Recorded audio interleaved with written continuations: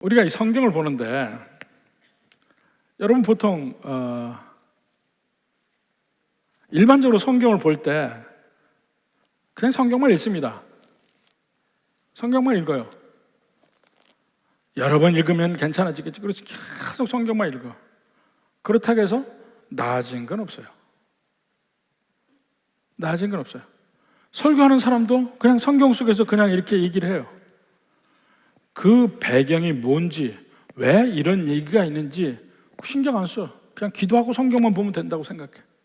저는 그건 전혀 아니라고 생각을 합니다. 근데 대부분이 그렇게 하니까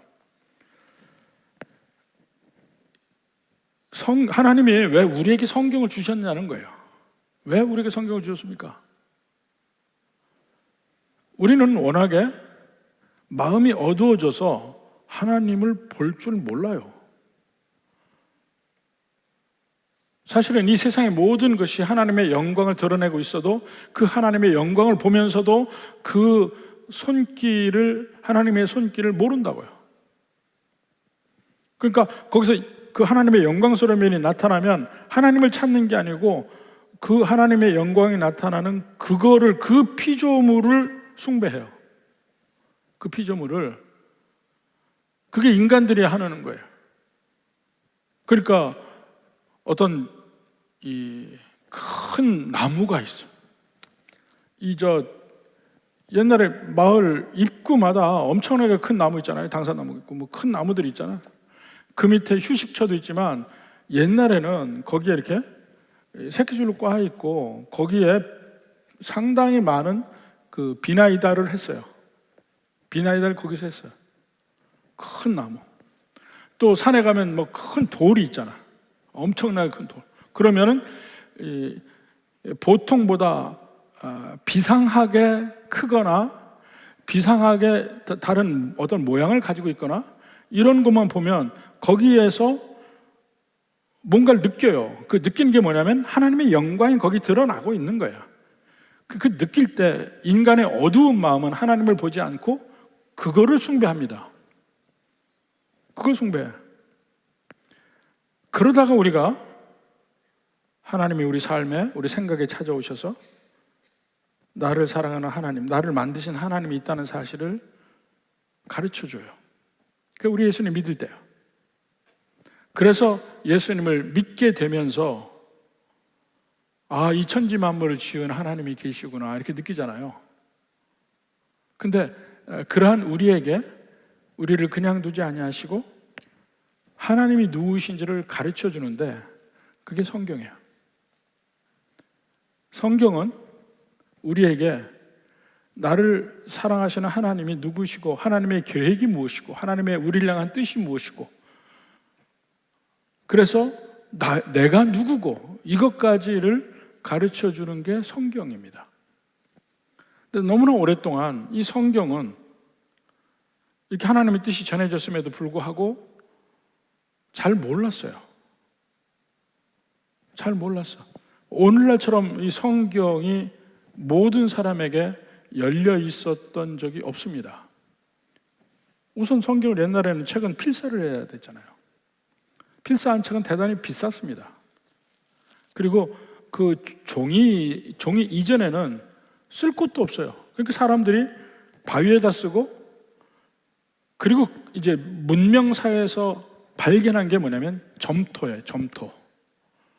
점토를 다 해서 거기에 막대기로 찍어서 글자를 새긴 게 서령 문자니 뭐 여러 가지 이 메소포타 문명의 쇠기 문자니 이런 문자가 나오는 게 전부 쓸 게 없는 거예요. 점토에다 쓴 거야. 그리고 그 다음에는 양피지에다 쓴 겁니다. 양피지에 쓰죠. 심지어는 동판에도 썼어요. 동판. 굴이 얇게 판해서 거기에도 썼어요. 우리나라는 어떻습니까? 목판에 썼잖아. 목판에 새겨서. 팔만대장 이런 게 다 목판에 있는 거 아니에요. 옛날 책들이 목판으로 찍은 것들이 많아요. 근데 목판은 몇 개 못 찍어요. 금속 활자가 나온 뒤로 책이 엄청나게 많이 된 것이지 이 목판으로 찍는 거는 얼마 안 간다고. 그리고 이제 예수님 때에 와서 그 전부터 이집트에서 또 하나 발달된 그게 뭐냐면 파피루스예요. 파피루스. 파피루스는 그 나일 강변에 나는 갈대 같은 겁니다. 갈대. 근데 파피루스가 갈대를 그 쭉쭉 찢어서 판판하게 해서 이렇게 얼기설기 가로 세로로 엮어서 눌러서 만든 게 파피루스 종이에요. 그 파피루스에다가 글을 썼습니다. 그러니까 구약 성경은 거의 대부분이 양피지에 썼어요. 양피지를 얇게 썼으니까 이 두루마리에다 양피지를 계속 연결해가지고 두루마리를 피고 다른 봉을 두 개로 해서 한쪽 봉은 감고 한쪽 봉은 열고 해서 이 가운데 이 성경을 읽은 겁니다. 그러니까 책 한 권이 엄청 이 두루마리 하나가 이렇게 두꺼워요. 이렇게 두꺼워. 그러니까 이 성경 중에 긴 성경들은 이 두루마리 그 성경이 2개, 3개. 이사야서 같은 경우는 3개예요. 다른 건 2개. 창세기도 2개 이렇게 됐고, 제일 길은 게 이제 이사야서 같은 거, 예레미야 같은 거, 이게 2개, 3개가 된다고. 그것이 이 회당에, 시나고그에, 창고에 그게 하나 가득 있는 거예요. 그 성경에 그게 다 그때는 이 구약 성경만 있으니까 그 39권의 성경이 있는 것이죠. 그 중에 이제 작은 성경은 잘못하면 잃어버릴 수가 있어요. 중간에 룻기나 그렇고 이 소선지서 가면 이걸 잃어버릴 수도 있습니다. 그러니까 이걸 잘 둬야 돼요. 그리고 거기에다가 이게 성경인데 경건서적들이 있어요. 또 다른 성경과 같은 건 아니지만 경건서적들이 있어요. 이거를 또 거기 같이 뒀어요. 잘못하면 섞일 수 있는데 그래도 성경이 어디까지 성경이고 아닌가 명확한 구분이 있었습니다. 근데 이제 세월이 흐르면서 지금 현대 사람들의 목적에 따라서 옛날 성경이 아닌 걸 성경이라고 집어넣은 게 있어요. 로만 캐톨릭에서. 그것을 우리는 외경이라고 부릅니다. 외경. 그들은 정경이라고 그래요. 우리는 아니야. 외경이야. 그리고는 이제 완전히 이름을 가짜 이름, 그 위명이죠. 가짜 이름으로 해서 그 쓴 질이 떨어지는 이런 경건서적들이 있습니다. 이런 것은 위경이라고 그래요. 가짜, 수데피그라파라고 해서 위경이라고 합니다. 근데 그거를 로마 천주교에서는 그거를 외경이라고 그래. 우리가 외경이라는 것은 로마 천주교에서는 그건 정경 속에 있다 그러고, 뭐 토비신이 뭐 이런 게 있습니다. 그 사람들도 성경 밖에 있는 책이 있는 거야. 그것을 외경이라는데 우리는 다 성경 밖에 있는데 로만 캐톨릭에서 정경이라고 하는 것들, 그건 우리는 외경이라 합니다. 로만 캐톨릭도 인정하지 않는 더 급이 낮은 것, 우리는 위경이라고 그래요. 이게 좀 달라요. 그래서. 그러니까 성경에 그렇게 차이가 납니다. 근데 우리는 그거 다 해서 한 권에다가 다 모아줬잖아요. 얼마나 우리는 복받은 인생들인지 몰라요. 하나님이 우리에게 이 책을 주신 이유는 하나님이 누구이신지를 우리에게 보여주는데, 그 하나님이 누구이신지를 보여주는 면이 하나님이 나는 누구다 이렇게 얘기를 안 해요. 나는 이러이러하다 얘기 안 해요. 하나님이 어떤 분인지를 그 인간과의 관계를 통해서 이해를 시켜줘요. 우리도 사실 우리 자신이 누구인지 정확히 모릅니다.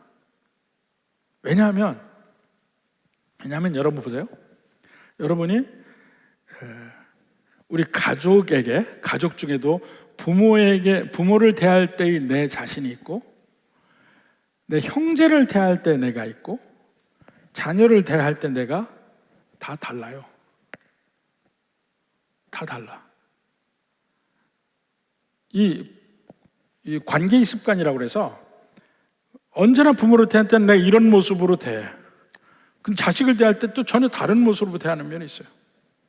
또 내가 가족을 대할 때하고 교회에 와서 교회 성도들을 대할 때하고 또 완전히 다르게 대하는 사람들이 있어요.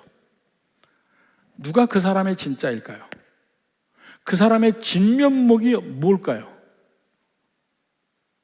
본인도 몰라. 본인도 몰라요.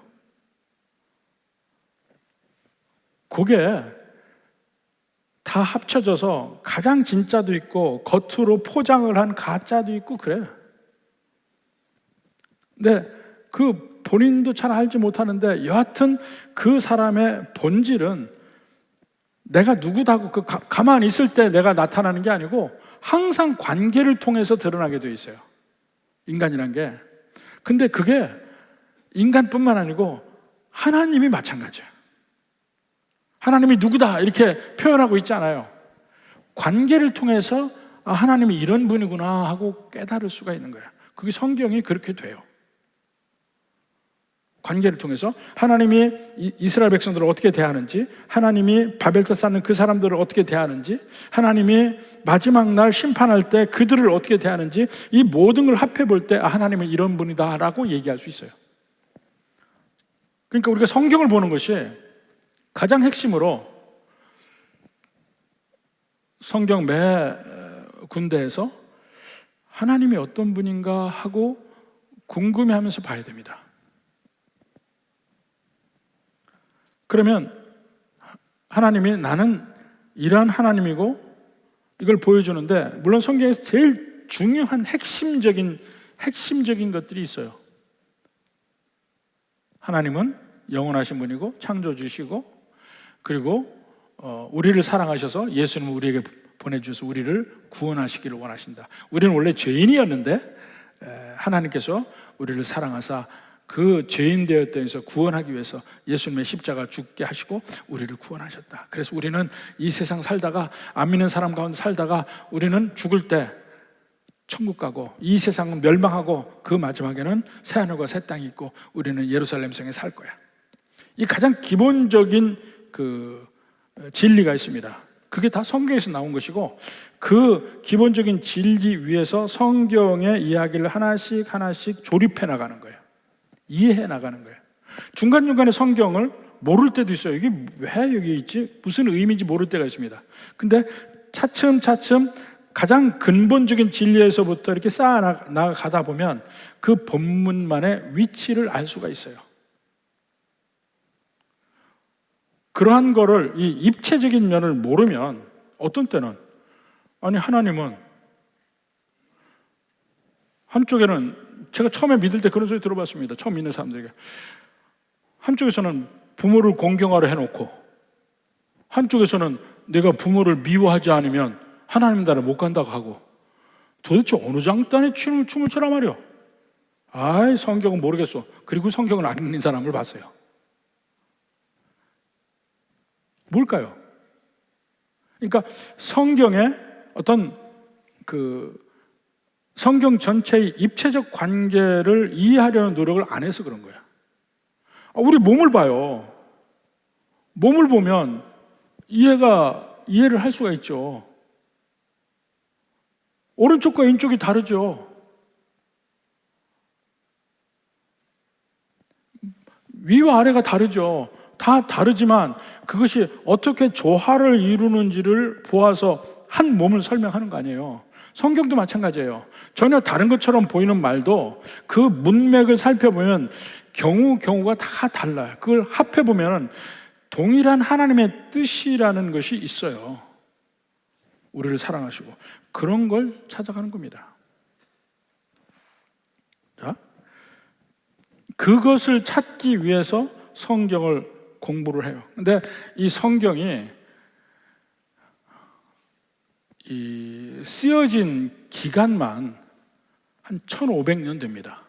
1500년. 구약만 1000년이 돼요. 제일 먼저 쓰여진 게 모세오경부터 쓰여졌잖아. 구약에서. 모세오경이 쓰여진 건 BC 1450년경일 거라고 생각을 합니다. 아브라함이 살은 때는 BC 2000년경쯤이라고 생각해요.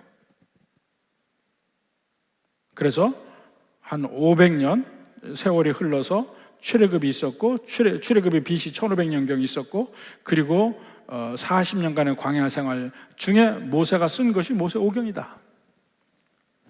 1450년, 한 1500년 요 사이에 쓰여졌고, 제일 마지막에, 구약 성경 중에 제일 마지막에 쓰여진 것이 말라기서인데, 말라기서는 BC 주전 450년경 썼다. 전부 그 사이에 있어요. 그 사이에 모든 구약 성경이 쓰여졌는데, 그거 보면 창세기부터 말라기까지 시간차가 어떻게 됩니까? 1000년이야, 1000년. 그러면 지금 말라기서가 써졌다면 창세기는 언제 써졌을까요? 1000년 전. 1000년 전 언제일까요? 2024년이니까 1024년에 무슨 일이 벌어졌을까요? 고려시대, 고려시대죠. 910년인가 913년인가 고려란 나라가 생기고 1392년 다 잊어버렸네. 조선이 생기고 고려 중기라니까. 고려 중기에 창세기 쓰여지고 계속 성경이 중간에 쓰여져요. 이 39권의 성경이 중간중간 쓰여지고 마지막에 말라기가 금년에 쓰여진 거야. 근데 여러분 보세요. 조선 초 세종 때 쓴 글을 한번 보자고요. 한글이 그때 처음 나왔으니까. 훈민정음이. 그 말을 지금 봐서 공부하기 전에는 읽혀지냐고요. 나란 말씀이 뒹구게 할라. 어린 백성이 니르고조 홀빼이셔도 이렇게 나옵니다. 잘 몰라요. 그런데 같은 히브리어로 처음부터 끝까지 쓰여졌다는 것도 기적이고, 그렇기 때문에 초기에 한 단어라도 초기에 쓰여진 그 글자의 의미와 후기에 쓰여진 의미가 달라질 때가 있다니까요. 점점. 그러니까 그 흐름을 알아야 될 거 아니야. 근데 그런 거 하나도 없이 1000년 동안 쓰여진 이 과정을 싹 무시해 놓고 성경 어디서 무슨 말씀, 어디서 무슨 말씀 막 외워봐야 무슨 상관이냐고요. 그게 얼마나 넓은. 거기다가 신약 성경은 다시 500년을 더해야 돼.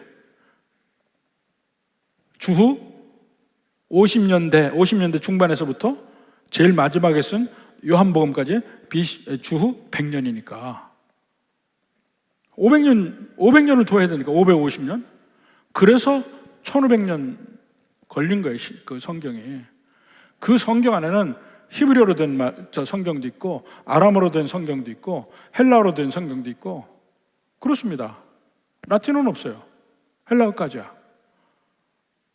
근데 히브리어도 글이 그렇게 바뀐다니까.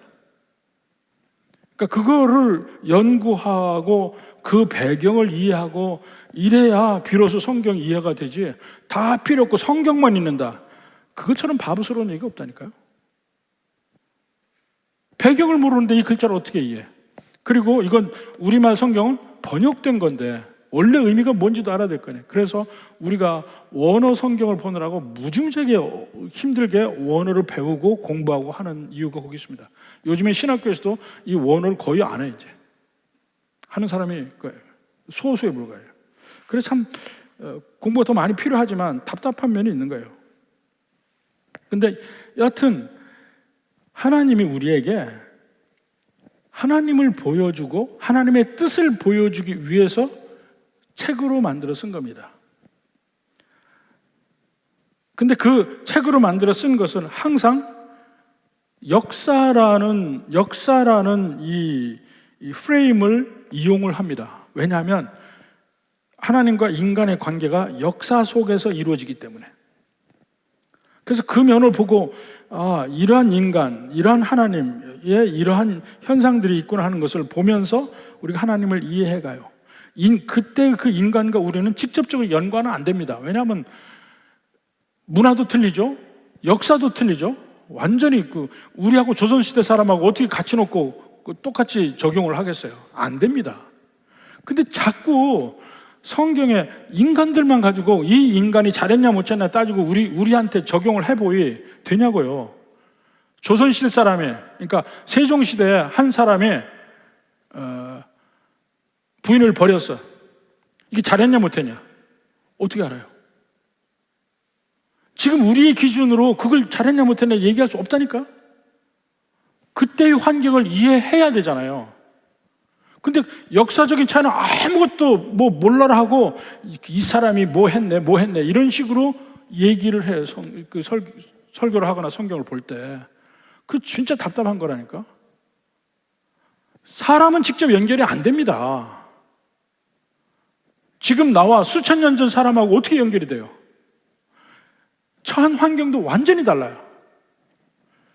저보다 한 세대 전에는 우리 한국만 해도요,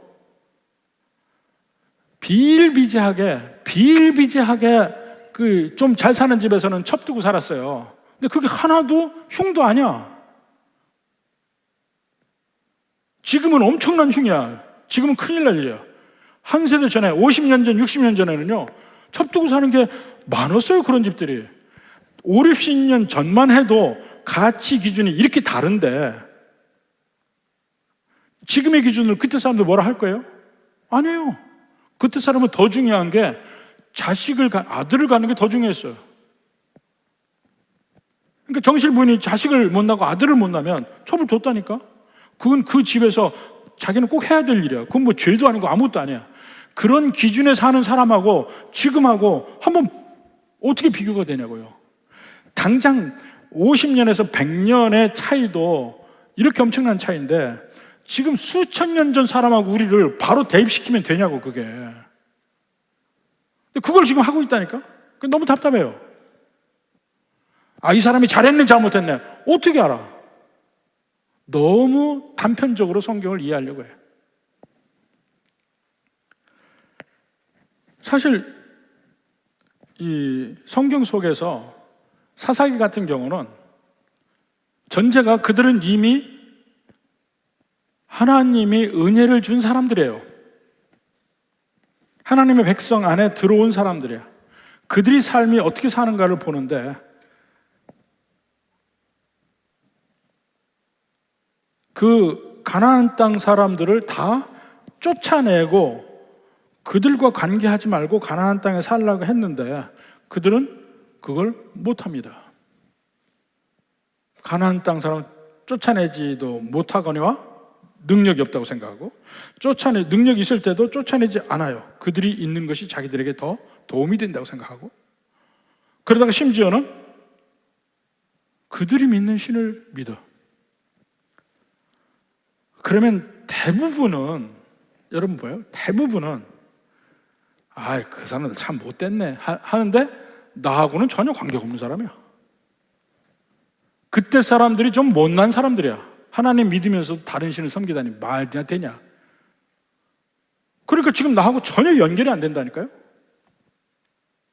생각해 보세요.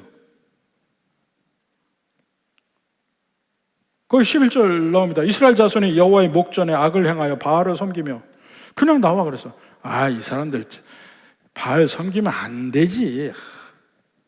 소위 오늘날에 많은 바리새인들은 딱 보고 이 사람들 못된 사람이구만 이렇게 생각해. 성경 보면서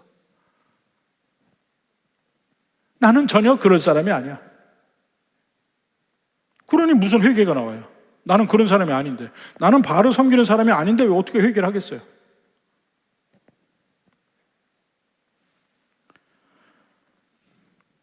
근데 지금과는 전혀 다른 그때의 환경 속에 들어가 보려고 노력해야 돼. 그러니까 성경만 그냥 이런 식으로 읽고 이 사람들 또 죄를 졌구만 이렇게 하고 읽어봐. 백날 읽어봐야 이게 이해가 되냐고요. 제가 그게 답답한 거예요.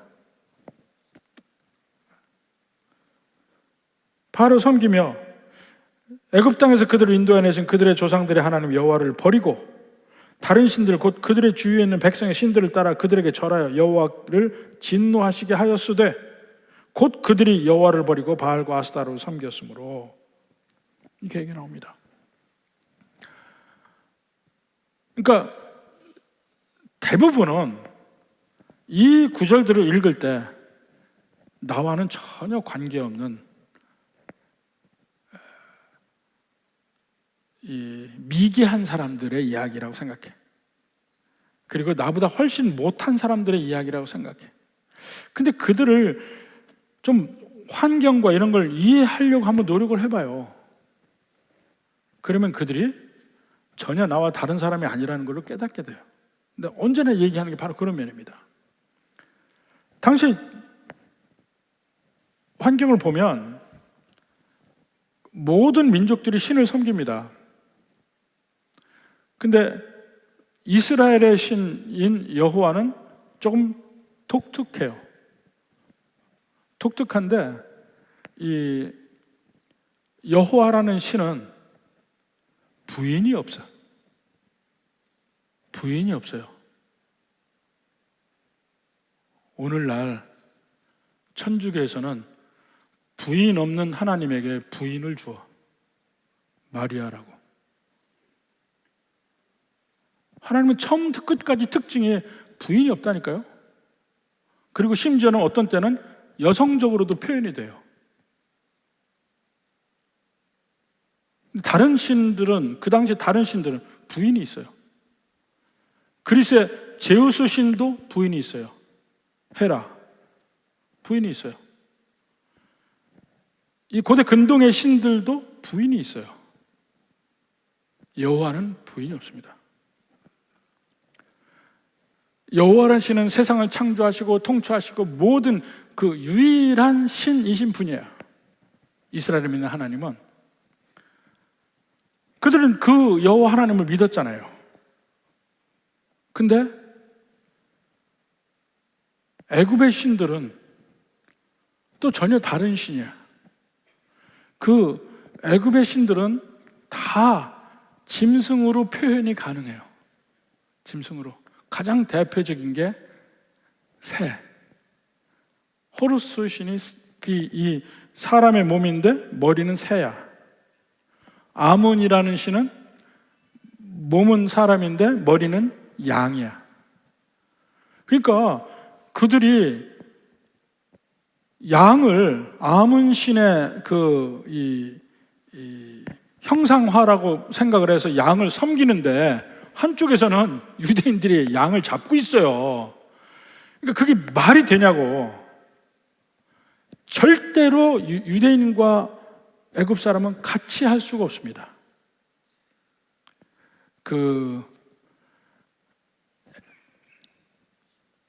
남한국 유다까지 이스라엘 다 멸망한 뒤에 이스라엘 백성들이 애굽에도 많이 가서 살았습니다. 디아스포라들이 많았는데 그 많은 디아스포라 중에서 그렇게 살아도 그 디도 장군이 성전을 회파하기 전까지는 예루살렘의 성전이 그래도 전 세계 디아스포라의 정신적 중심지였어요. 그래서 그들에게 어떤 신앙이나 여러 가지 면에 문제가 생기면 예루살렘에 있는 대제사장에게 질문하는 편지를 했습니다. 근데 한 번은 그 나일강 상류 쪽에 그 강 가운데 엘리판틴이라는 섬이 있었습니다. 근데 그 엘리판틴 섬에 유대인도 살았고 애굽 사람도 살았는데 문제가 생겼어요. 6월절 날 이제 막 양을 잡는데 애굽 사람들은 양을 신으로 섬기잖아. 애굽 사람들은 양을 제물로 바치고. 도대체 이 사태를 어떻게 하면 좋을까 질문하는 편지가 지금도 남아 있어요. 그 엘리판틴 레터라고 하는데, 그러니까 애굽과 이 유대인들은 절대로 같이 할 수 없는 사람이야. 그리고 자연신을, 보통은 다 자연신을, 자연현상을 설명하기 위해 자연신, 특히 다신교에서는 그게 많습니다. 그리스 신들은 한마디로 잡놈들이에요. 인간의 가장 본성적인 걸 다 드러내는 그냥 잡놈들이야. 근데 다른 데는 이 농업의 순환에 근거한 다신교들이 많았습니다. 그 농업에 관한 신이야. 농업에 관한 신인데 바로 요거는 바알 숭배 사상이잖아요.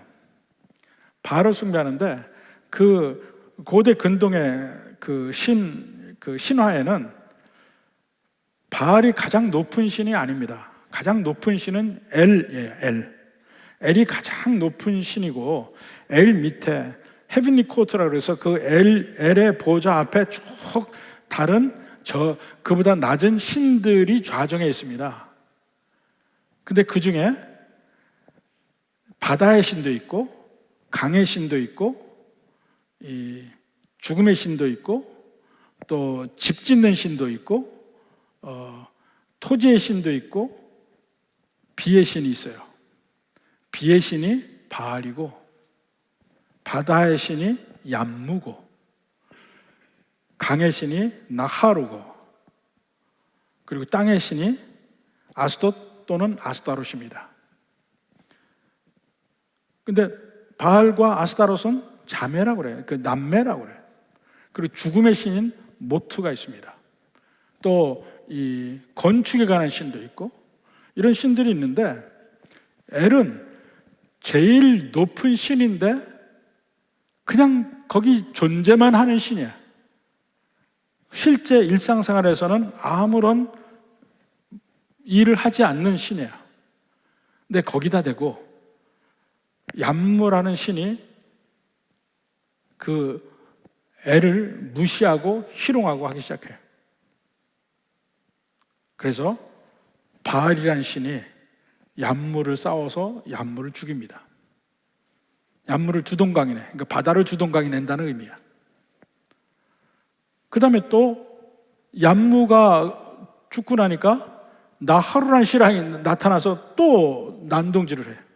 그래서 바알이 또 나하루를 죽입니다. 나하루는 강의 신이야. 강을 죽인다는 의미는 뭐예요? 강을 두동강이 낸다는 의미야. 그게 바알 신화예요. 그런데 모트라는 신과 또 그러니까 중간에 스토리가 있습니다. 집을 다 승리한 다음에 꼭 집을 져요. 그 승리라고 자기 신전을 짓는 게 있는데 그 신전을 지으려다가 창문을 어디다 이 다는지에 대해서 이 집 짓는 신하고 쟁론이 벌어지다가 모트하고 싸워서 모트에게는 바알 신이 죽어요. 그 모트의 뱃속에 들어가는데 그 모트의 뱃속 이름이 수올입니다. 축축하고 더러운 죽음의 곳, 수올이야. 죽었어요. 죽었는데 그 남매인 아스타롯이 모트에게서 그 바알을 다시 살립니다. 다시 살려.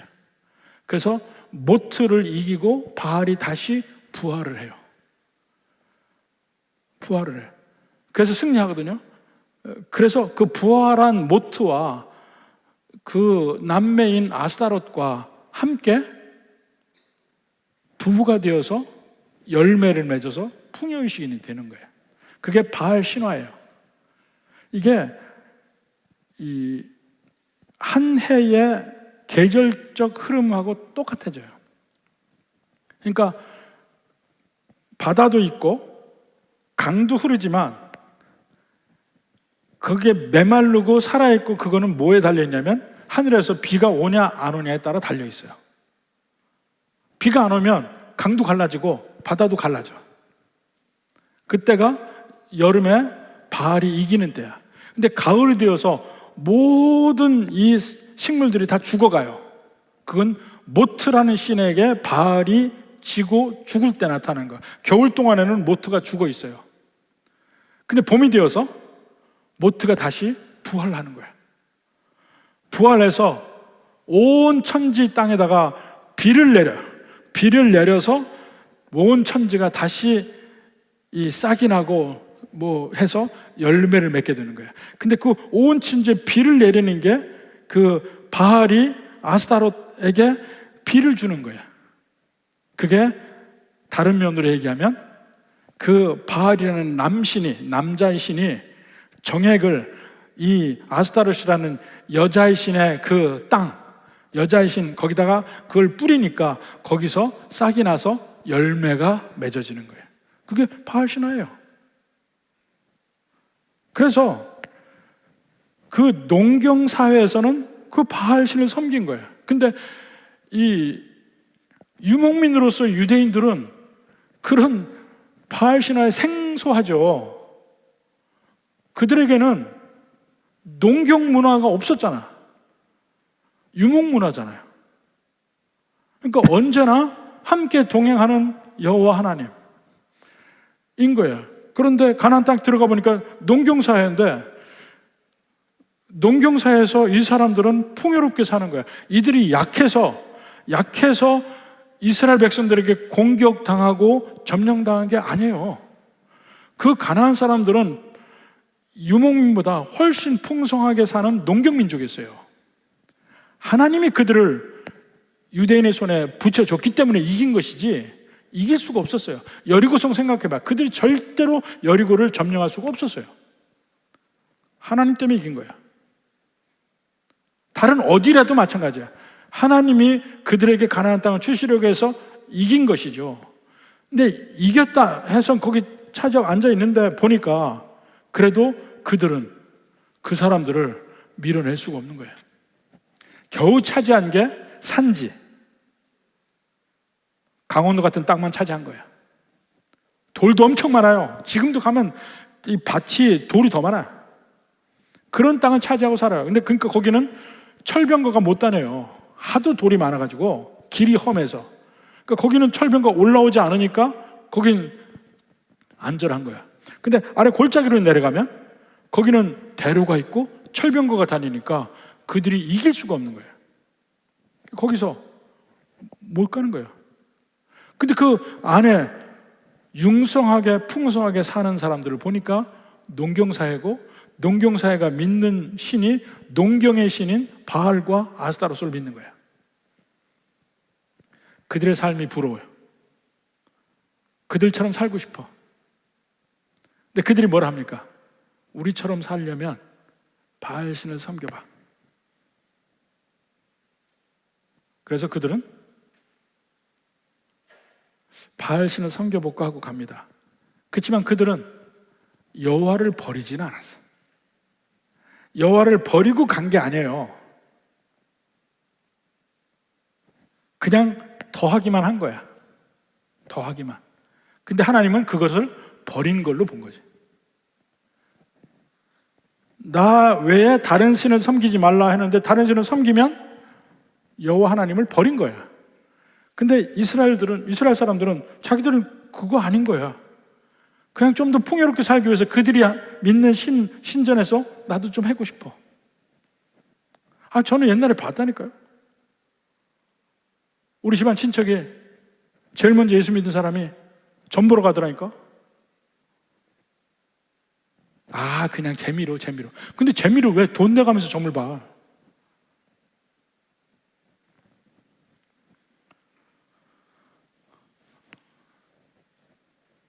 그들도 우리와 다를 바가 없는 게 뭐냐면 우리가 하나님을 믿지만 그래도 이 세상에서 잘 살고 싶어요. 잘 살고 싶어. 근데 세상 사람들은 하나님이 하지 말라는 방법으로까지 해가면서 더 잘 사는 것 같아. 그러니까 마음에 유혹이 생기는 겁니다. 나도 저 사람들처럼 한번 살아볼까? 그 유혹이 생기는 거야. 하나님은 그렇게 하지 마라. 너는 내가 얘기한 대로 살아야 된다는데 그렇게 살면 이게 안 될 것 같아요. 그리고 심지어는 생각해보면 우리 하나님은, 우리 신은 유목민 때 신이잖아. 지금 여기서 잘 살고는 이 사람들은 그 신이 농경사회 신이잖아. 그러니까 이렇게 잘 살고 싶은 거야. 그래서 이 사람들처럼 하기 시작한 거예요. 그러니까 결국은 문제가 뭐냐면요, 내가 하나님을 믿고 살아갈 때에 내가 왜 하나님을 믿느냐? 이 질문 한번 해봐야 돼. 왜 하나님을 믿을까? 하나님을 믿으면 건강 주시니까?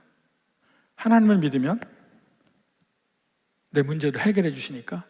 하나님을 믿으면 나로 하여금 좀 더 풍요롭게 하니까? 하나님을 믿으면 내 문제도 없애 주시고 좀 형통하게 하니까? 그래서 믿는 게 아닌지 한번 자문을 해봐야 됩니다.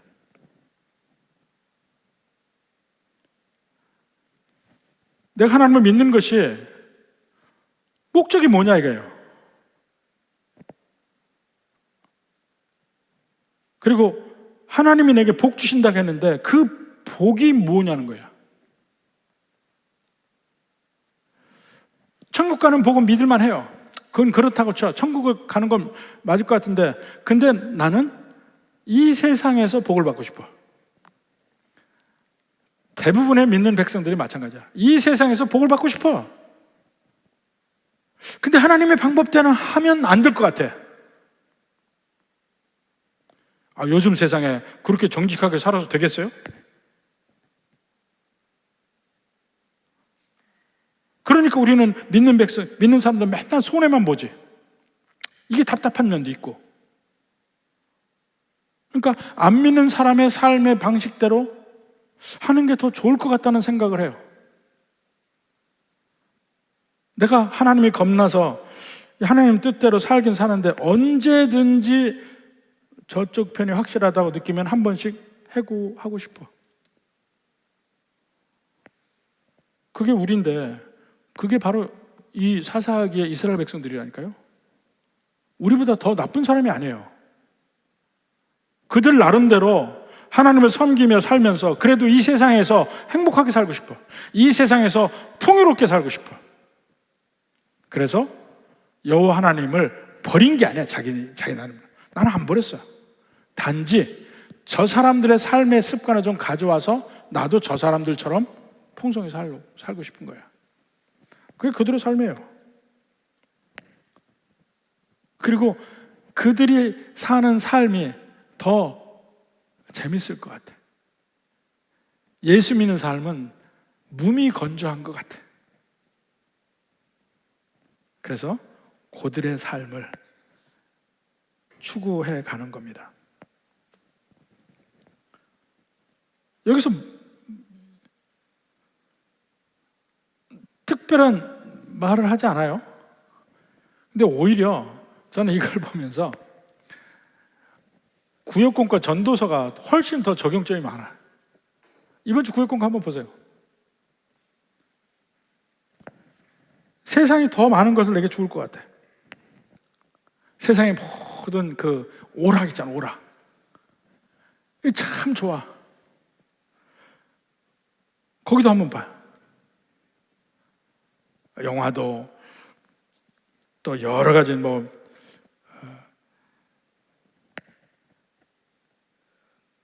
이 놀이들도 있고, 이 만화도 있고, 온갖 그 가운데 음란한 것들도 있고, 이런 것들 굉장히 좋아합니다. 은밀히 다 좋아합니다. 도박도 있고 술도 있고 세상이 좋아하는 것들이 나도 좋아 보여. 세상 것에 자꾸 빨려 들어갑니다. 근데 우리도 그렇고 자녀들도 마찬가지예요. 세상의 것으로 자꾸 빨려 들어가요.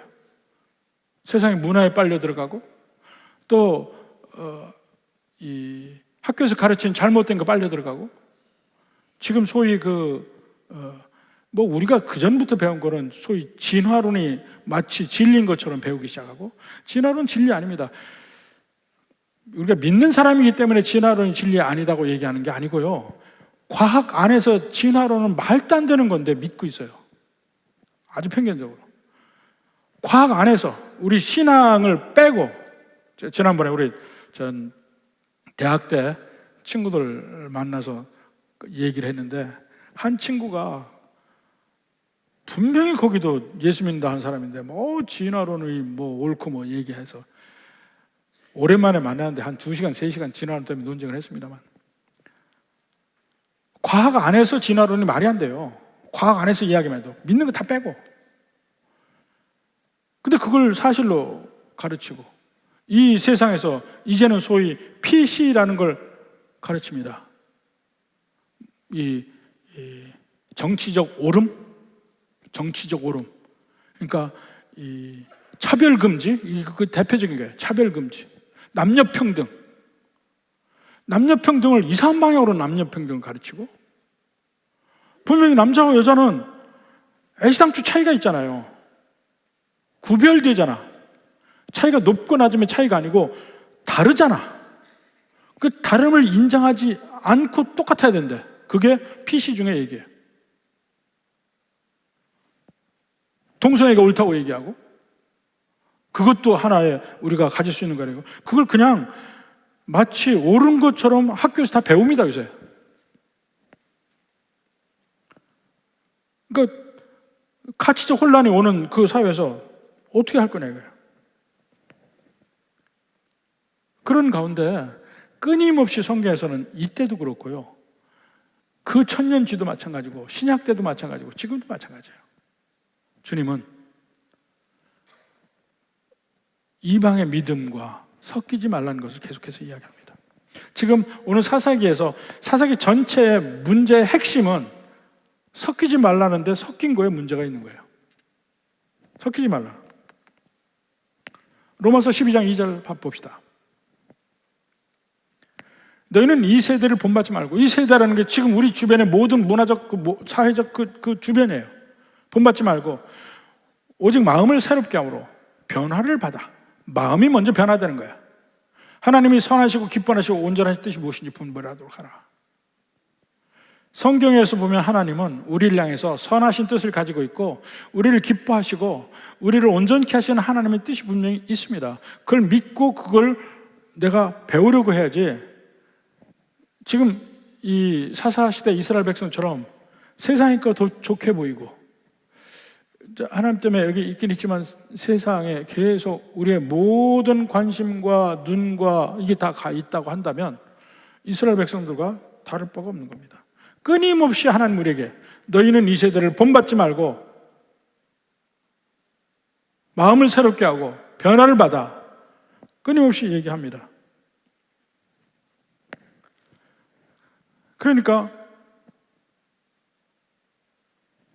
이 이스라엘 백성과 같은 이 현대 소위 그리스도인들이 어떻게 하냐면 주일만 신자야.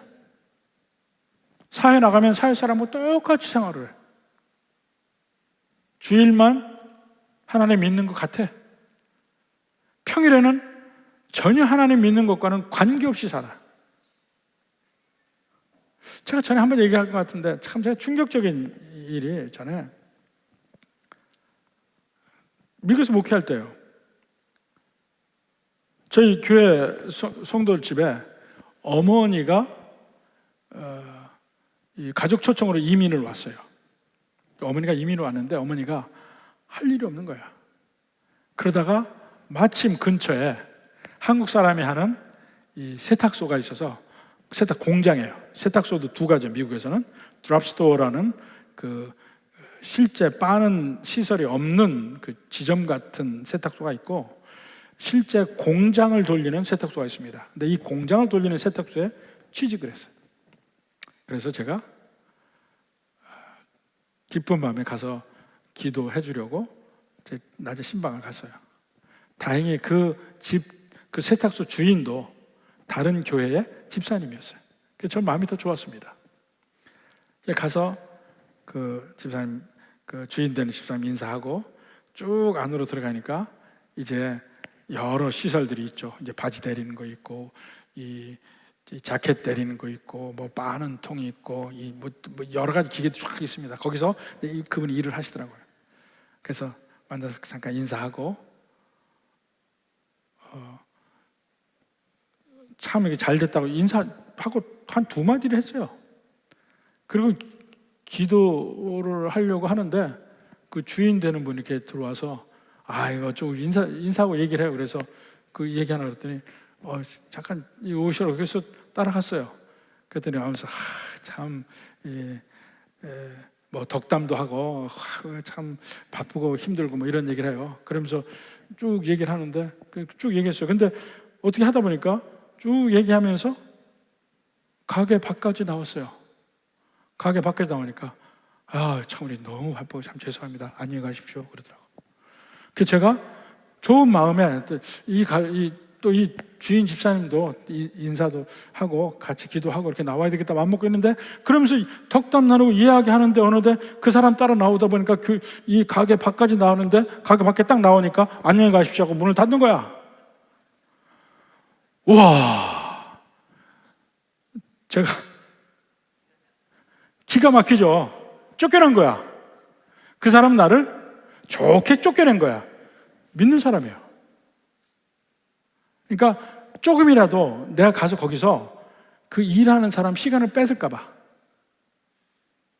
시간당으로 돈을 주는데 시간을 뺏을까봐 그게 싫어서 빨리 나를 내쫓는 거야. 그 처음부터 해가지고 너무너무 충격받았습니다. 저 사람 믿는 사람 맞는가? 그러니까 평일에 그 일을 할 때는 철저하게 세상 사람과 똑같아지는 거야. 한시도 자기 그 직원이 딴지 피는 꼴을 못 봐. 목사가 왔는데도 그 꼴도 아니야. 빨리 갚버려야 돼. 철저하게 세상의 기준으로, 세상의 그것도 아주 계산적인 기준으로만 바라보는 거야. 여러분은 이 세상을 살아가면서 어떻게 삽니까? 내가 그분, 내가 그 목사님께 물어봐서 그 뭐 어떤 분이냐고. 신앙생활 잘한대. 그 교회에서. 그래서 제가 생각했습니다. 대표적인 주일신자. 대표적인 주일신자. 혹시 여러분들은 지금 어떠세요? 주중에 여러분 일을 할 때, 사업을 하든지 직장에서 일을 할 때에 그 사람들에게 예수 믿는 사람이니까 뭔가 다른 게 보여지는가? 아니면 그들과 똑같이 가는가? 한번 보세요. 똑같이 간다면 그 사람은 주일신자예요. 뭔가 다른 게 있다면, 뭔가 그들과는 다른 어떤 거룩함이라든가 어떤 발음이라든가 어떤 정직함이라든가 이런 면들이 보여진다면 그분은 매일신자예요.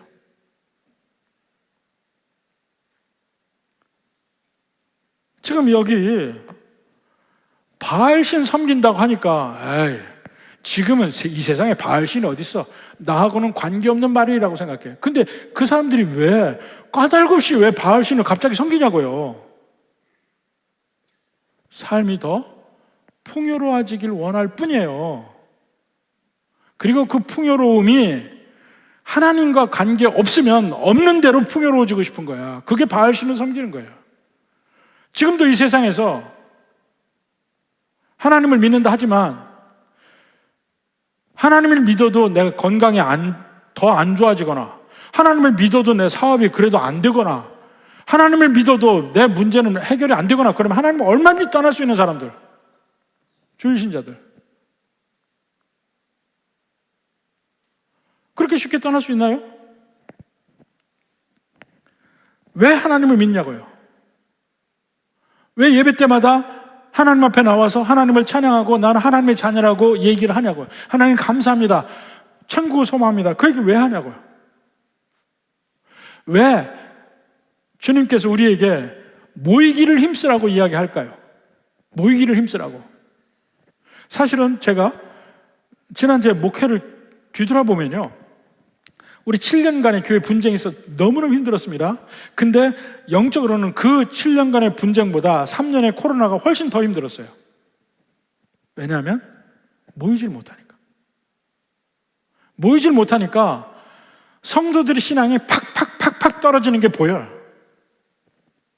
왜냐하면 그냥 세상에만 노출되는 거예요. 세상에만. 믿는 백성들이 계속 모여야 다시 한번 우리의 신앙을 가다듬고 다시 한번 세상으로 향했던 내 마음을 붙들고 다잡고 신앙생활을 해나가고 승리할 수 있는 거예요. 근데 그게 모임이 흩어지니까 그 다음에 그걸 다시 다잡는 게 너무너무 힘들어요. 그러니까 모임 자체가 힘들어지는 거야. 이미 안 모이던 게 습관이 돼가지고. 끊임없이 어찌하든지 모여야 됩니다. 여러분이 함께 모이는 횟수가 주중에 많으면 많을수록 여러분의 신앙은 지켜지게 돼 있어요. 근데 주일날 한 번 나오면 거의 대부분 주일 신자 됩니다. 평일에는 그냥 세상 사람과 똑같이 살아. 근데 계속 우리가 경건의 훈련을 하는데 그게 뭐냐면 안 그러면요 꼭 마치 바닷가에서 모래를 쌓는 거하고 비슷합니다. 바닷가에 모래 쌓아봐요. 파도 한 번 오면 슉 나가. 물 한 번 들어오면 쑥 나가. 또 모아봐요. 계속 모아봐요. 또 쑥 나가. 또 자꾸 모으는 행동을 해야 그래도 어느 정도 모을 수 있어요. 제가 처음에 목회할 때 그런 기분이었어요. 성도들 들어오는 수보다 나가는 수가 더 많은 것 같아. 열심히 산 사람 전도해오면 2사람 나가는 것 같아. 안 믿던 사람 데려와 보니까 그게 이제 어느 정도가 지나고 나니까 이제 교회 중심 어떤 그룹이 형성이 되고 해서 교회가 되더라고요. 처음엔 너무 힘들었어요. 근데 개인의 믿음도 마찬가지예요. 내가 끊임없이 내 신앙생활을 추스리려는 노력을 하지 않으면 어느 순간에 샥 없어져요. 나도 모르는 사이에. 나는 옛날부터 믿었다, 몇 년 믿었다, 아무 상관없어요. 지금 머릿속에 아무것도 없는데? 머릿속에는 그냥 부동산 시세만 있고 물건값만 나오고 뭐 이런 거밖에 없는데? 하나님 뜻은 없고. 그게 문제고, 그 다음에 또 문제가 여기 자녀들의 문제인데, 오늘 다른 말 하다가 지금 시간이 많이 갔네. 자녀들의 문제인데, 자 10절에 봅시다.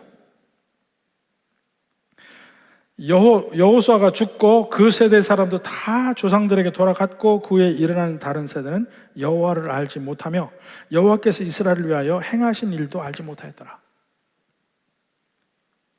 그 전의 세대는 그래도 여호수아가 죽었어도 그 동시대의 이스라엘 백성들은 하나님이 기적적으로 한 걸 다 경험했어요. 하나님 때문에 이겼고 하나님 때문에 그 땅을 차지한 걸 다 알아. 그 중에 상당수가 광야 생활도 경험을 했고 어려서.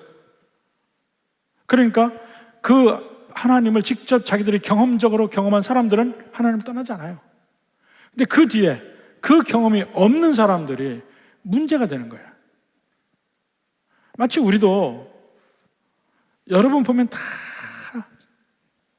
아끼며 사는 사람들이에요. 보면 거의 대부분 아끼며 사는 사람들이야. 참 옆에서 보기 안타까울 정도로 아끼는 사람들이야. 왜냐하면 어려운 시절을 살아봤기 때문에 그래. 다 어려운 시절을 살아봤기 때문에 아끼는 걸 알아요. 아껴야 된다는 게 몸에 배 있어. 근데 우리 자녀들은요, 여러분 자녀들은 그런 거 없어요. 어려운 시절을 안 살아봤거든. 그러니까 아끼는 게 뭔지 몰라요. 저희 자녀들만 해도 그래. 여러분의 자녀들도 분명히 그럴 거야. 아낀다는 게 뭔지 몰라. 왜냐하면 그 어려움을 경험해보지 않은 거야. 경험해보지 않은 거야. 여러분도 돌아보면 중간에 한 번씩 크게 경제적으로 가정에서 실패한 집안들이 있을 겁니다. 그런 집들 보면 아이들이 거기서 확 커요. 숙성해져. 어려움을 같이 경험했기 때문에. 그래서 뭐가 복인지 모르겠습니다. 한 번씩 중간에 다시 일어난다는 전제 조건으로 한 번씩 망해보는 것도 괜찮아. 애들한테 그것보다 더 큰 교육이 없어요. 이 아쉬움을 이 결핍을 경험해 본다는 게 엄청나게 큽니다. 한번 결핍을 경험해 보면 그 다음부터는 아껴요. 언제 또 그 결핍이 올지 모르니까. 근데 그 경험해 보지 않은 우리 자녀들은 아끼는 게 없어요.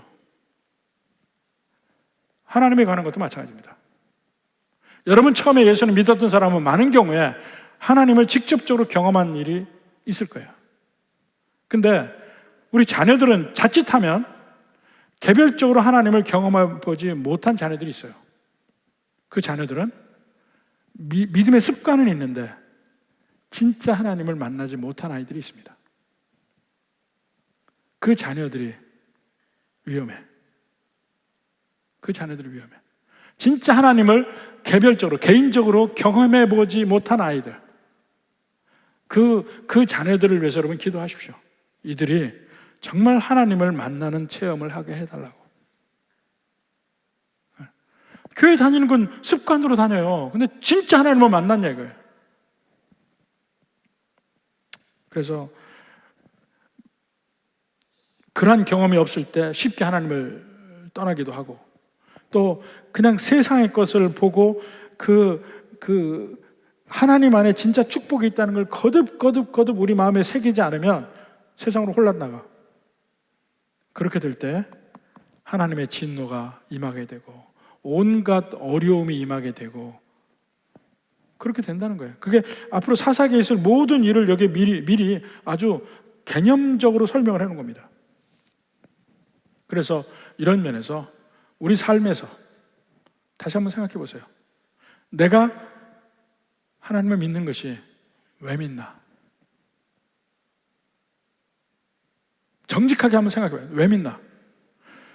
하나님 안에서 내가 형통해지기 위해서, 건강해지기 위해서, 가정에 문제가 없기 위해서, 우리 자녀들이 잘 되기 위해서, 그것 때문에 믿나? 아니면 하나님의 전능하심, 하나님이 결국은 나를 복주시고 나를 가장 선한 길을 이끄실 걸 믿고 그 하나님의 뜻 안에서 그 길대로 그대로 가려고 하는가? 비록 거기에 온갖 일들이 벌어져도 흔들리지 않고 하나님을 따라가려고 하는가 한번 보십시오. 그리고 주님 안에서 매일매일의 삶 속에서 주님과 함께 동행함을 경험하기 위해서 사십시오.